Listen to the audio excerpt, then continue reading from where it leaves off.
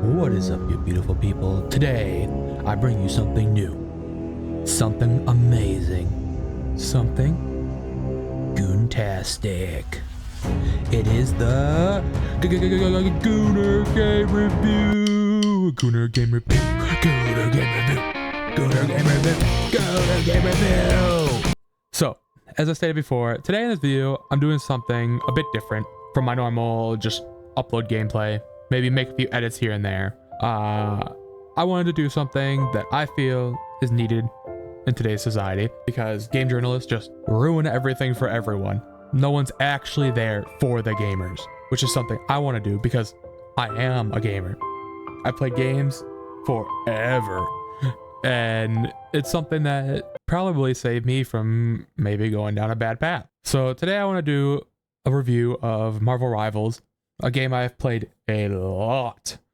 To be exact, I have almost 240 hours on the game, 237.8 to be exact when I'm recording this. So I want to do it, but not in the way that other game journalists do it. No. Today, I'm doing the fashion of a true gamer and Gooner, some of them call us. No more downgrading a game because it doesn't have some stupid rule that they made up because they want to get in good standings with the game peoples. No, I don't give two shits if I'm invited to anything. I want to make a review for the people, for the gamers, by a gamer. I'm hoping to give you a funny but realistic view of what just the average gamer might think of the game and how appealing the characters are to the naked eye. So today I will be going over three main categories. Number one, gameplay.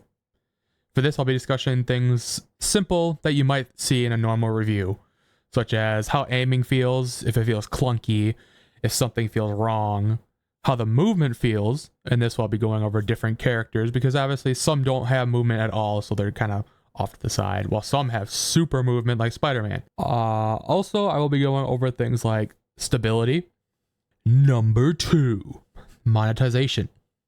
Now, this could technically fit into gameplay if you want to be really specific, but I personally feel that Marvel Rivals is a complete game changer with how they use the Battle Pass, as well as giving back to the player. From the Battle Pass staying forever to small events, I think they call battle chests or something like that, where you can get a free skin, or if you pay, I think it was like $5 to $10, you can get 3 skins.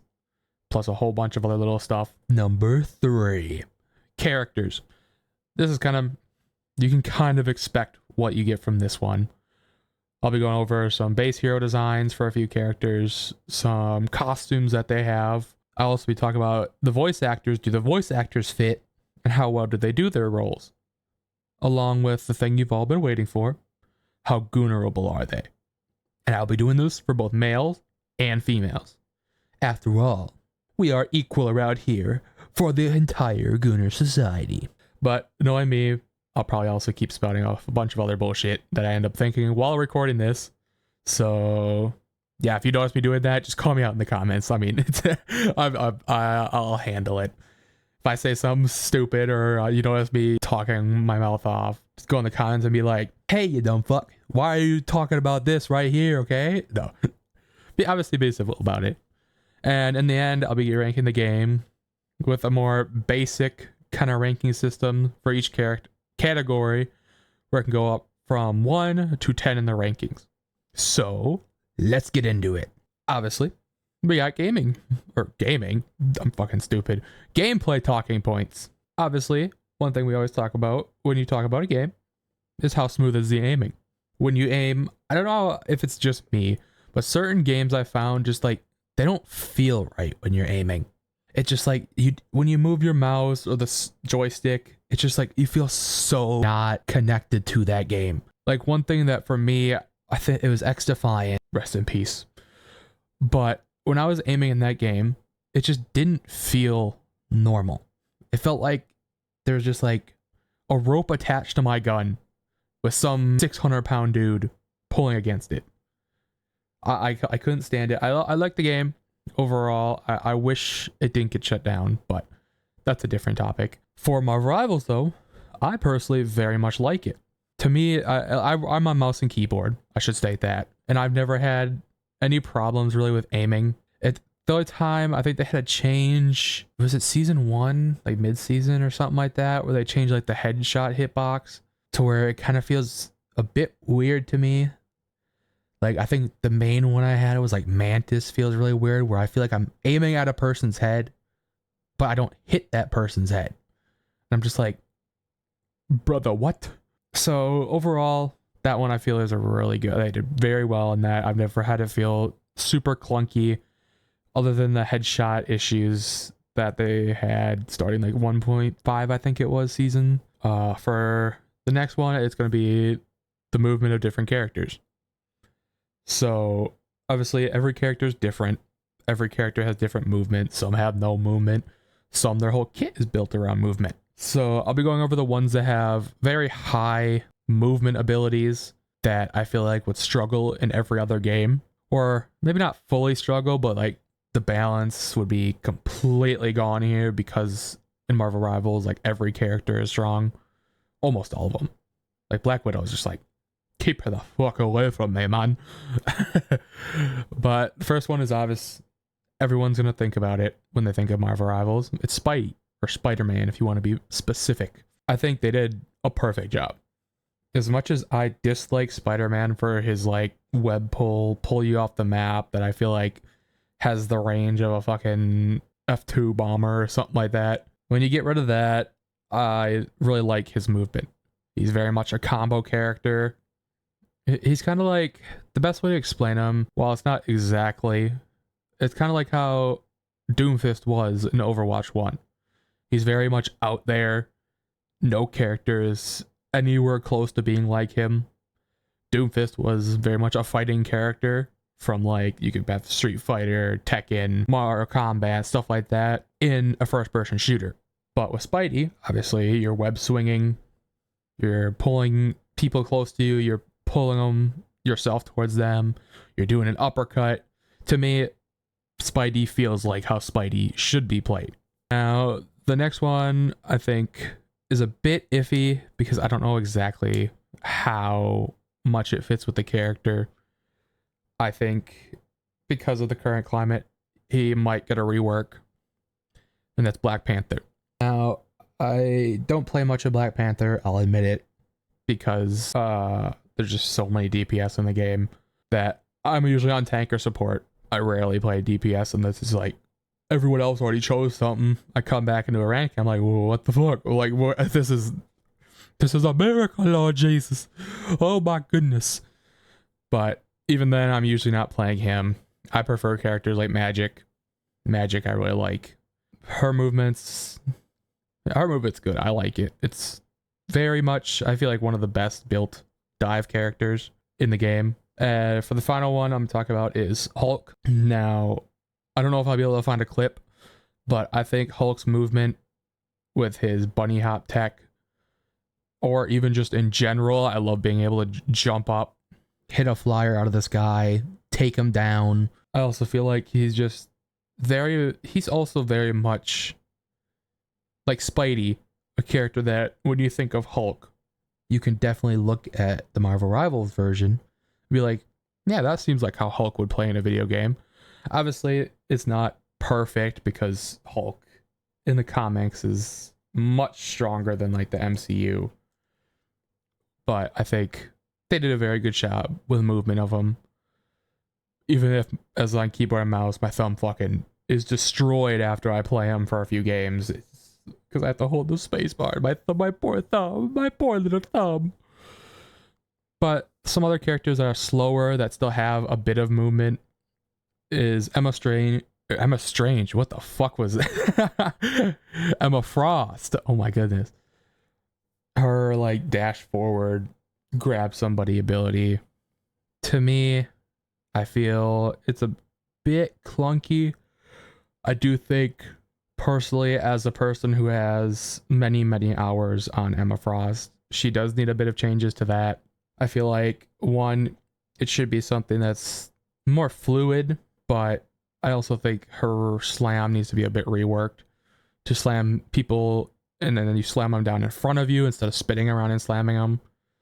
I get it's kind of gonna ruin her trailer that she had, but I feel like that's one of the big problems with Emma Frost is that she slams you behind and she can just kick you into her back line. And God forbid if you're a tank and they have a Wolverine, because then you might as well just throw your controller down or keyboard or whatever, keyboard or your mouse, and just be like, you know what? I'm dead already. Just kill me. I'm not gonna do this. Like, Strange. Strange is fairly simple. It's just a fly up into the air. I think while you are locked into the animation of going up and you're very slow, I feel that kind of fits with how his character plays. Plus, I do like it how they kind of, I don't know if they even thought about it, about going up into the air, quickly canceling it to use your ult. I think that's a really nice thing that they had. For the final one I'll be talking about for movement, it's Phoenix.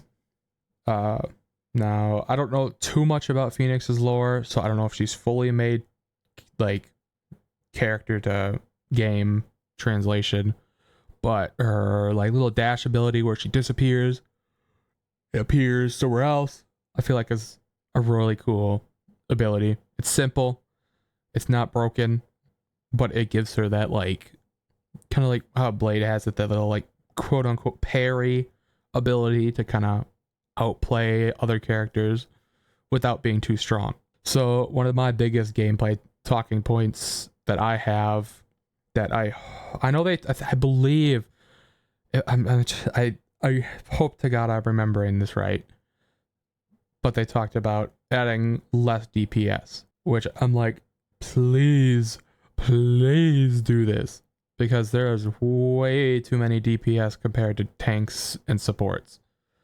And I feel like that really adds to the struggle of certain characters really just being hard meta or way too strong because they don't have other characters that can, on that role, that can deal with them. Like if you have a Groot and in the enemy team with, I don't know, let's say, who would be a good one to have? I don't know, just say Strange or something like that. Or even just Groot.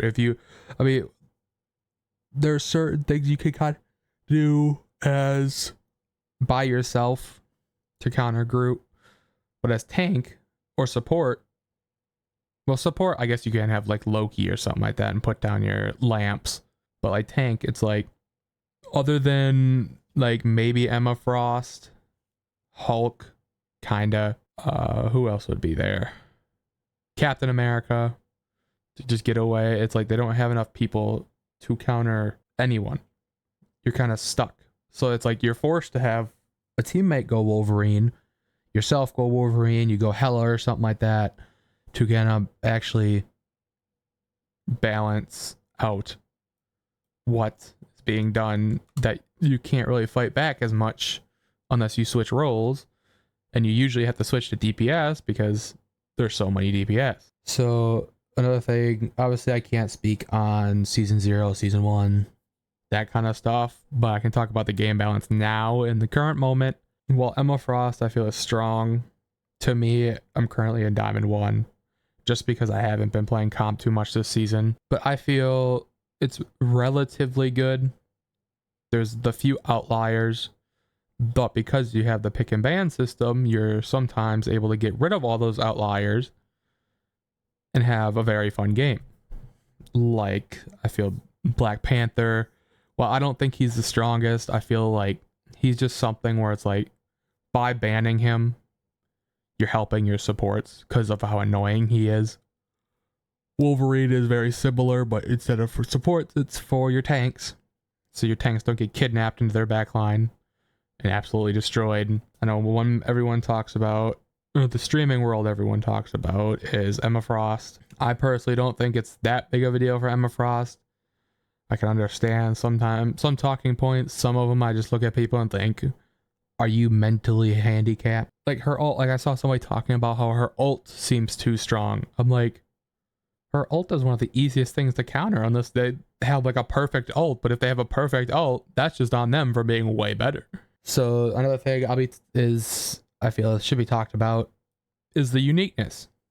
Now, for my mind, obviously, there's not too many unique things to the game that sets it apart from something like Overwatch 2, technically. But the main two things that I could think of are team ups and map destruction. For team ups, I feel because there's certain really fun ones like The Thing and Human Torch. But there's other ones that I just look at, I'm like, is this really needed? It doesn't really do much. It's kind of like the Groot and Jeff and Rocket one. I mean, it's kind of like cute, quote unquote. But why would you want your supports to be in the front line? That's not somewhere you want it. So as the biggest thing for a game that I feel like all game journalists ignore is how fun is the game to an average person. Now, obviously, I can't speak for every single person out there because every person has something unique that they enjoy. But I would give this game a very high rating on the fun scale. There's many characters, sadly most are DPS, but there's many Marvel characters people can like. There's attractive characters, there's badass characters, there's cute characters. What else could there be? I mean, there's mostly everything. There's a character for everyone, I should say. So that's, I feel, really bumping it up. The only thing bumping it down, obviously, is too many DPS. Now, on to the second talking point I talked about, the monetization. So, I feel like the reason I wanted to bring up monetization is because nowadays in the free-to-play avenue, everything is fucking monetized. Like, you could, like, Jesus, there's some things that you look at, it's like, like, I know Apex Legends, Valorant is some of them. I know I used to be a whale for Apex Legends. I regret I ever was, but I feel like Marvel Rivals is something that every game should take out of it. Like, it should take something from that, especially the Battle Pass and like the secondary Battle Passes. I think they're called like Battle Chests, they call them officially. They're basically mini Battle Passes. The main thing I feel like is once you buy it, you own it forever. There's no fear of missing out, or FOMO as people call it. You have usually, I like it now how they do it with 2-month seasons for how fast you get everything. I do feel like something should be done because I feel like you don't get enough chrono tokens to upgrade the old battle passes.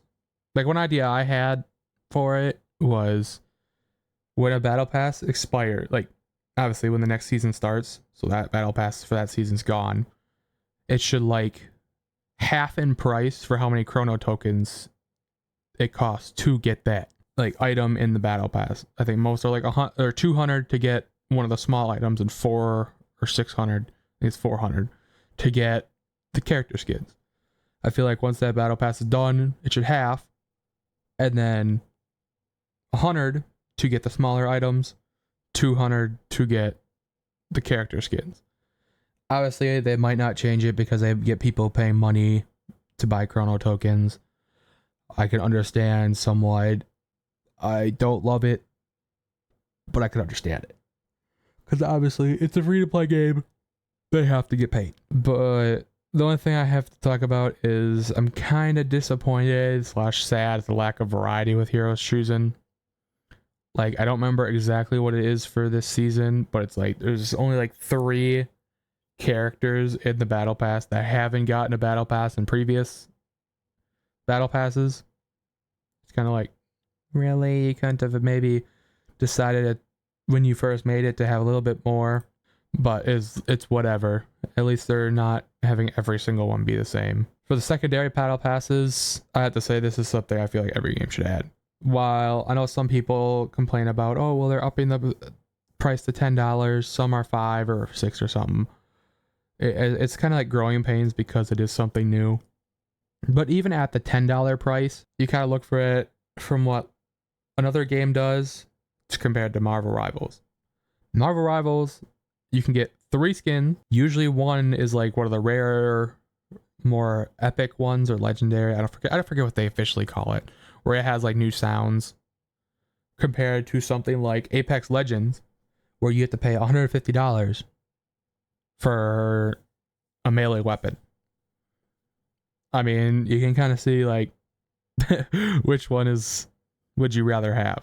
I know my personal opinion, I would choose the $10 for 3 skins, plus a whole bunch of extra little goodies. So another one is the ability to get more of the units for free just by playing. I know for me, I recently got not recently, it was like a month ago now, but the Psylocke swimsuit skin, I got that 100% free because I played the game, because I was using chrono tokens to get units out of the battle pass, like 1,000 chrono tokens for 100 of the units. Plus you have the achievements you can do that newer players can get a whole bunch of free tokens, which I just feel like is something like, it's so basic, but it's something that is so consumer friendly. Obviously it's nothing outrageous because, like always, it's a free to play game. They need to make money. The final talking point for monetization, it's pretty simple. Price of normal skins. It's the normal free to play model. 20, 30 bucks for a skin. It's whatever. I feel like because they have so many ways to get free tokens, no complaints really there. Gotta make money. Want to keep the service running. All these updates they're having. Finally, we're on to my favorite point. The characters. I'll start off with my main negative, just to get it out of the way. You heard me say it before in the gameplay. You're going to hear me say it now. They need more characters for other roles. I don't remember the exact amount. I know at launch, you could put the amount of tanks you had and the amount of supports you had, combine them, and you would still have more DPS. It's having the exact same problem that Overwatch 1 had. That's the reason I left Overwatch 1, because I was tired of never being able to play anything else but tank or support. Those are my main roles now. Well, tank is my main role, I should say. But it's like every once in a while, I do want to be able to play DPS, because certain characters are in there I like it and enjoy. But it's just like I can never play them because there's so many DPS. There's so many people that refuse to swap off DPS, and it screws you over, mate. But now onto the good. I love the uniqueness almost every hero has, even between ones that are extremely similar, like Hela and Jean Grey or Phoenix. They're both very much hit scan, high burst damage, but you have different things that balance them out. Do you want higher initial burst damage and a higher headshot crit with Hela? Or do you want more AoE damage but lower burst damage with Phoenix? It's like you have to choose.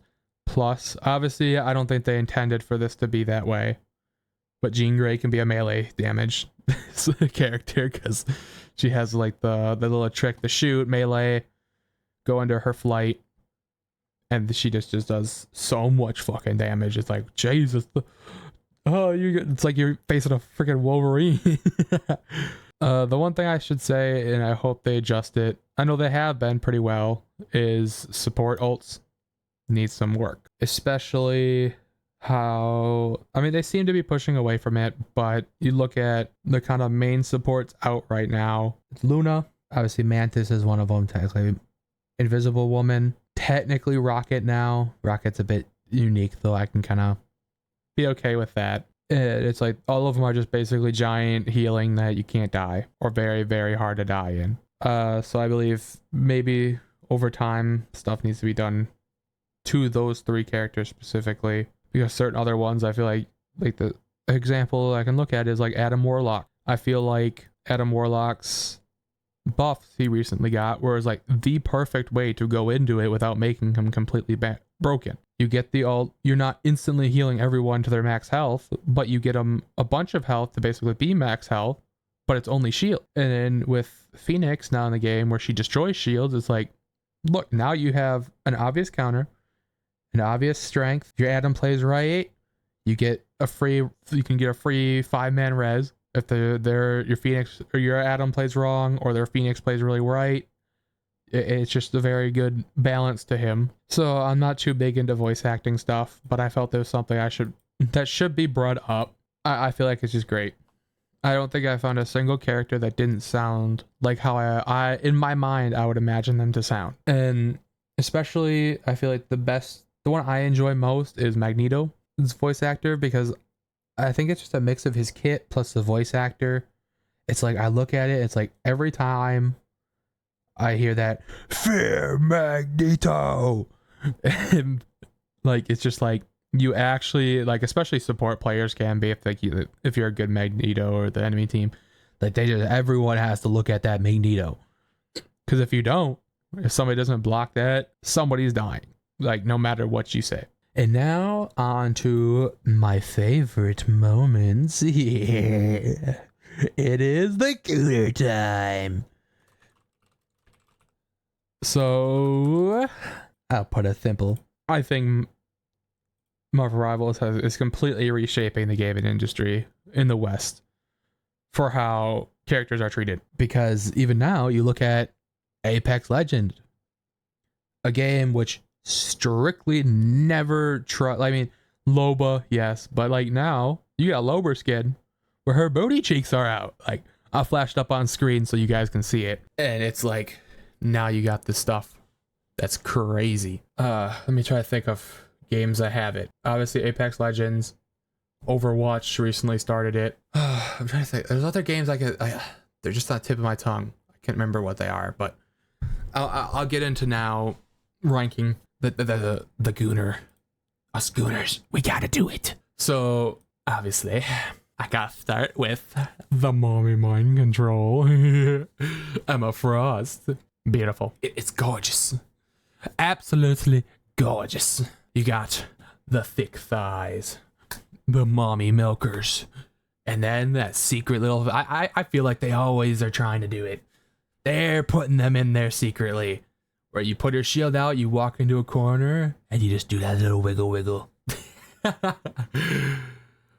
But yeah, that's Emma. I freaking love her character design. I don't like the hair design. I wish it just had some of her normal long hair. But there's some outfits out there that... Oh boy. Oh boy, I'm hoping they bring them. The big one everyone talked about when immediately the game launched was... I mean, you might be able to tell. It's obviously Psylocke and her Vengeance skin. So she has them cheeks wide out there, boy. It's just wide out there, no hesitation. And then obviously recently they have the swimsuit skins for Luna and Psylocke, which is just like, thank you. Thank you. But to me, one I feel is very slept on. She's probably one of my more, like, what do you call it? I'll just do it because I watch anime, okay? Me to you, brother to brother, or brother to sister, is Magic. Magic, the skin she has, some of the stuff that she has, it's like, beautiful. Let me kiss the one who designed this. Let me kiss him. Her retro uniform gives her a bigger booty. Her punk child turns her into a goth chick. I mean, who doesn't like goth chicks? Well, I mean, obviously some people don't, but I like goth chicks. Okay, back off. Okay, she's mine. Okay, no, touchy, no. And then her most recent one, which is the Phoenix Demon. I've wanted to buy this, but I know there's more swimsuit skins coming out, so I'm gonna wait just a bit. I love that skin too.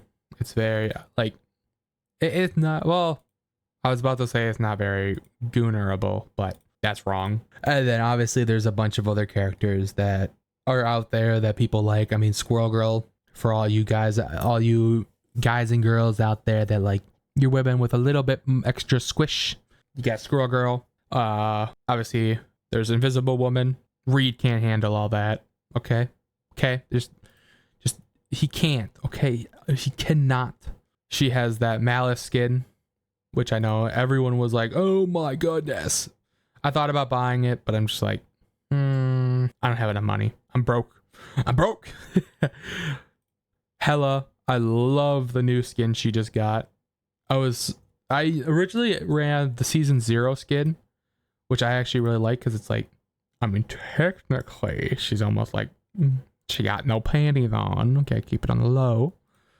But her Queen in Black skin, I don't know. It's just like something about it really I enjoy. I don't know what it is. What about it? It might be because she's missing that like big headdress thingy bob or whatever. I forget the name of it. Her like queen or like crown that kind of sticks out. That might be it. So you can just kind of see all of her hair. I feel like that's something I enjoy. And obviously for the females out there, you got a bunch of stuff out there for you too. The main obvious one, I feel like everyone knows about it, is Loki. Broke out the bulge of a fucking 9-incher down there. But yeah, you got Loki, obviously. There's Namor. He has a skin that's pretty. Obviously, I'm straight. I'll say it out loud. I like me some women, but I gotta give some. I mean, I doubt there's any, but those female viewers I have, let them have some time in the spotlight, because I appreciate you. Obviously, everyone jokes about Venom with his 19-incher, his twerk emote. I mean, what other ones do they have? The thong, whatever you want to call it. That skin's pretty good. What other skin? I don't really have many of the Gooner ones that females would have. The female Gooners out there. Thor's skin. I actually like Thor's like swimsuit skin just because of the frog booping. Like the ribbit. Stupid. It's so stupid, but it's amazing. Is there any other ones I could think of? Wolverine. Yeah, Wolverine's what is it called? Weapon X skin. That's one. I know people were disappointed because it could have been more. The shorts are a bit too long compared to what it was in, what was it, the comics, I think. I think we can all appreciate a nice booty.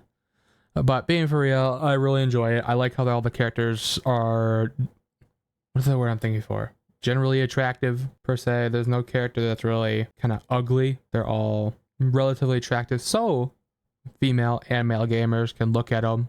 Obviously, it's different for each one, depending on what you like as a person. If you're like, say, a lesbian female, you might really love the fact that, I mean, you could be under the mommy mind control with me and Emma, with Emma Frost. Who knows? Or obviously, if you're straight female, you'll like the male skins that you can get. And there's just everything for somebody. It's not only male Gooners get to enjoy their stuff. There's stuff for, obviously, for males. For male characters, it's a bit different because you can't just straight up have his wee out there. But it's kind of similar where for females, you can't just have her vajayjay. For me, a 10 out of 10, especially because I've noticed it seems to be changing the gaming landscape, or other games. Like, you know what? Fuck it. I want some of that money. So there you have it. A review done by a gamer for gamers and Gooners. Wink, wink. That I wanted to get out here to start my very own review system, because I feel game journalists have let us down so horrendously. So for the final ratings, I will be, obviously, as I said before, doing it out of 10. Gameplay, I give a 7.5 Jeff the Land Sharks out of 10. Is it perfect? No. Is there some relatively decently sized problems? Yes. But overall, fun game. For the monetization, it gets 9 out of 10 Galacticas, I think that's how you say it, right? Talking in your ear the entire time while you're playing. Characters get an 8 out of 10 Wolverines kidnapping your tank. And the best rating of them all, drum roll please, gets a 9.5 out of 10 Marvel booties. Oh yeah. But overall, game is very well made, pretty consumer friendly, unique characters, pretty good monetization if I say so. There's still some problems that could arise that could harm the game, but from what I've noticed, especially recently, they've really talked about it. They want to change those things. They want to get it better. So as a final rating, overall, I would give it a solid 8 out of 10 stars. You thought I was going to say something goofy, wasn't you? Wasn't you? Don't lie to me. Don't lie to me. It's fun for the average player, competitive player, and of course, the most important of all, the Gooners. And remember, boys and girls, stay vigilant, stay gooning, and have a wonderful rest of your day.